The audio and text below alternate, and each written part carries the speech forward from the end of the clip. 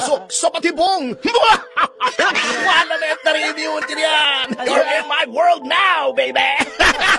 Hindi mapigilan ni PDP spokesattorney Ferdy Topacio ang kanyang tuwa matapos siyang formal na sampahan ng kaso ni Senadora Risa Hontiveros. Nahain naman po ako ng kaso dito sa Department of Justice. Kaso po, isa, laban kay Michael Maurilio at yung isa namang kaso laban sa 6 na vloggers at si Attorney Ferdinand Topacio. So ayon sa aking legal team, ang nararapat na kaso ay cyber libel. Ako naman, walang problema sa akin yan. Napag-usapan nyo rin yung demanda. Ayun, una, di ba sinabi ko nga kay Risa Hontiveros, i-demanda mo ko. Opo. Bakit ko siya hinamon? Bakit nga ba? Una, totoo naman yung sinasabi ko. Yung sinasabi niyang cyber libel.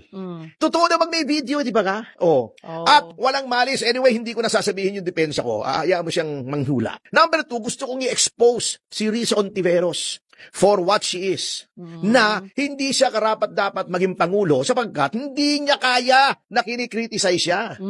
Si Pangulong Duterte, wala namang idinimanda yun eh. Wala. Na kahit sino for libel. Oh, wala, di ba? Opo, wala. Yung iba dyan, wala naman dinidimanda. Si Sara Duterte, walang dinimanda. At hindi naman Duterte, marami naman pong public officials, hindi naman balat sibuyas. Ayun. Bago, number 2, kengkoy pa tong si Risa. Eto ha, para sabihin ko sa iyo kung gaano ka-kengkoy itong taong ito. Di ba? Siya yung tinuligsa. Siya yung kinriticize namin. Etong sabi niya, nagtago pa sa likuran ng Senado. Mag-isa na lang nga siya ron sa Senado. Eto pa sinabi niya, ayon sa GMA News.